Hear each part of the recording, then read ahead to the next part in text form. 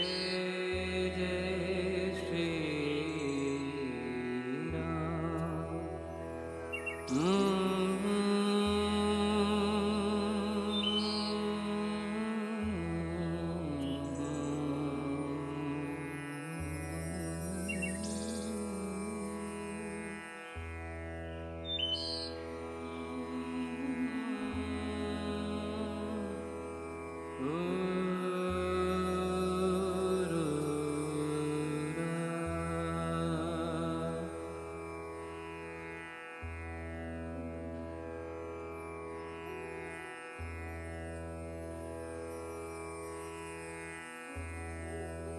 बड़े ही सौभाग्य से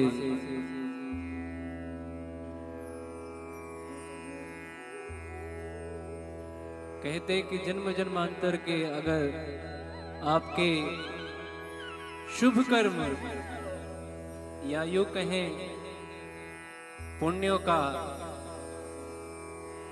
उदय होता है, तब जाकर कहीं न कहीं संतों की संगत भगवत कार्य में हम सभी का सहयोग होता है। चाहे वह सुनकर करें, चाहे देखकर करें, चाहे उस पुण्य कार्य में सम्मिलित होकर श्रम दान दें, तन से, मन से, धन से, किसी भी प्रकार से अगर आप भगवत भक्ति करते हैं, संतों की सेवा करते हैं, आपका भविष्य अच्छी प्रकाश की तरफ है।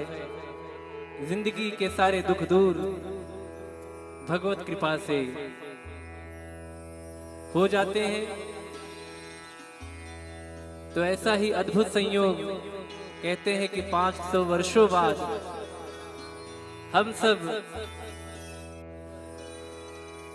अयोध्या में अयोध्या नरेश मर्यादा पुरुषोत्तम श्री रामचंद्र जी महाराज अपने दरबार में विराजमान हुए और कहते हैं कि तिथि के अनुसार इस वर्ष भी ये संयोग आज का बना है। लोग कहते हैं कि हैप्पी न्यू ईयर 2025, लेकिन अपने सनातन धर्म में तिथियों के अनुसार नए वर्ष की शुरुआत होती है। वैसे ही तिथियों के अनुकूल हम समस्त भक्त आज प्रभु के दरबार में प्रभु के इस भव्य प्रभु श्री राम का गुणगान करेंगे, प्रभु के चरणों में अपनी हाजिरी लगाएंगे। समस्त भारत सनातन धर्म के अनुकरण करते हुए सारा संसार भगवामय हो गया है। चाहे वो हम हिंदू कोई धर्म नहीं, हिंदू एक भाव है। और भारत ही नहीं अपितु भारत के बाहर विदेशों में भी प्रभु श्री राम नाम का डंका बज रहा है। और कहते हैं कि लोग आज श्री राम जी का नाम संकीर्तन करते हैं, नाम लेते हैं।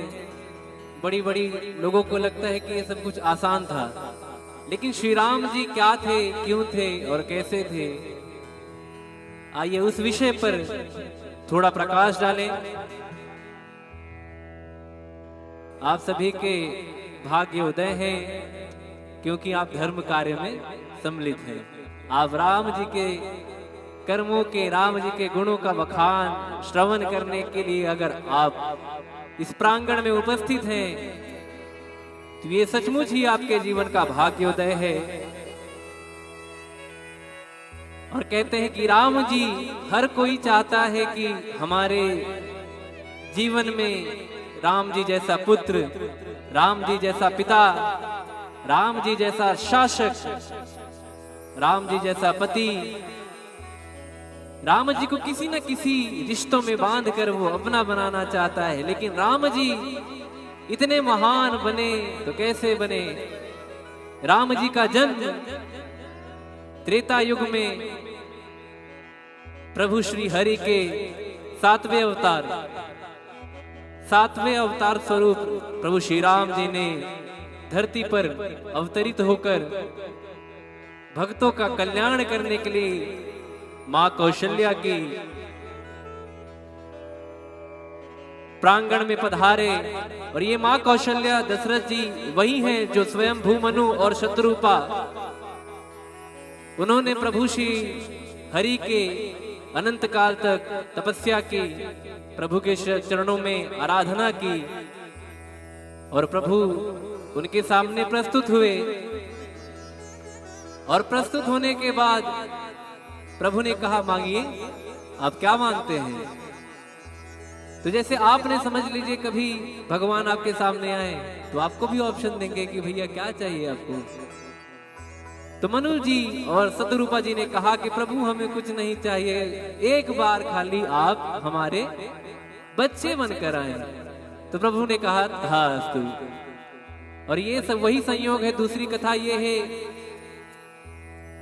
कि जय विजय जो प्रभु के द्वारपाल, विष्णु जी के द्वारपाल जब सनक सनातन सनत सनंदन 4 ऋषि ये प्रभु का गुणगान करते हैं, प्रभु के दर्शन के लिए जाते हैं, तो द्वारपाल रोक देते हैं। और द्वारपाल रोकने के बाद ऋषियों द्वारा श्राप मिलता है। तो अंत में अनुनय विनय करने के बाद कहते हैं कि या तो आप प्लस में जाओ या तो माइनस में। प्लस में कैसे कि प्रभु की भक्ति करते करते आपको कुछ समय तक धरती पर वास करना पड़ेगा, या तो आप अगेंस्ट जाओ, राक्षस बनकर। तो जय विजय ने कहा कि मुझे ये स्वरूप पसंद है, ये स्वरूप में, क्योंकि जितनी जल्दी प्रभु से भेंट होगी उतना मेरा कल्याण होगा। तो एक वो भी कथा आती है कि इसी कारण रावण कुंभकर्ण वही जय विजय हुए और इनका अधर्म चरम सीमा पर था त्रेता युग में। तब प्रभु श्री राम ने अवतार लेकर धर्म की संस्थापना के हेतु त्रेता युग में अवतार लिया। और अवतार की कहानी आप जानते हैं। दशरथ जी की 3 पत्नियां कौशल्या, कैकेयी, सुमित्रा, राम, भरत, लक्ष्मण और शत्रुघ्न। तो राम जी धर्म अर्थ काम मोक्ष ऐसे राम, भरत, लक्ष्मण, शत्रुघ्न दशरथ जी और कौशल्या जी के प्रांगण में इनके जीवन में आते हैं। और वन में जाने के पहले सब लोग राम राम कहते थे कि राम जी राम जी राम जी। लेकिन जब प्रभु वन गए, 14 वर्षों का वनवास किया, राजपाट छोड़कर चक्रवर्ती राजा बनने वाले थे। शाम को ये डिसाइड हुआ कि चक्रवर्ती राजा बनेंगे। सुबह ये बात चली कि अब तो जाना है वन। साथ में लक्ष्मण जी ने कहा मैं भी चलूंगा, सीता मैया ने कहा मैं भी चलूंगी। तो राम जी ने 14 वर्षों तक वनवास किया, अनेकों कष्ट झेले, दुखों को सहा। तब जाकर जब वापस आते हैं तब मर्यादा पुरुषोत्तम, पुरुष ही नहीं पुरुषों में उत्तम जो हो वो श्री राम है। तो ऐसे श्री राम जी जब आते हैं तो समस्त अयोध्यावासी उनके स्वागत में दिए जलाकर दीपावली मनाते हैं। वही दीपावली आज हम सभी देखिए आपके ऊपर दिए लगाए हुए हैं। ये बड़े सौभाग्य की बात है कि मुंबई जैसे शहरों में जहां 24/7 काम चल ही रहा है, यहाँ कोई सोता नहीं है। हम दिन में सो रहे हैं तो कोई रात में जाग रहा है, कोई रात में सोता है तो कोई दिन में जागता है। तो ऐसे भागम दौड़े शहर में भी हम अगर प्रभु की भक्ति करते हैं, प्रभु का नाम सुमिरन करते हैं, नाम जप करते हैं, आए हुए समस्त भक्तों का कार्यकारिणी समिति मैनेजमेंट टीम की तरफ से और मैं धीरज शुक्ला अपने समस्त ब्राह्मण वृंद भक्तों की तरफ से आप सभी का हार्दिक स्वागत अभिनंदन करता हूं। और आइए हम सभी कुछ ही क्षण में गणेश वंदना शुभारंभ करके सुंदरकांड पाठ का शुभारंभ करेंगे। और जिन भक्तों के पास सुंदरकांड की पुस्तक पहुंचती है ठीक है, और जिनके पास नहीं पहुंचती वो राम राम का ही सुमिरन करेंगे, राम राम करेंगे और भगवत भक्ति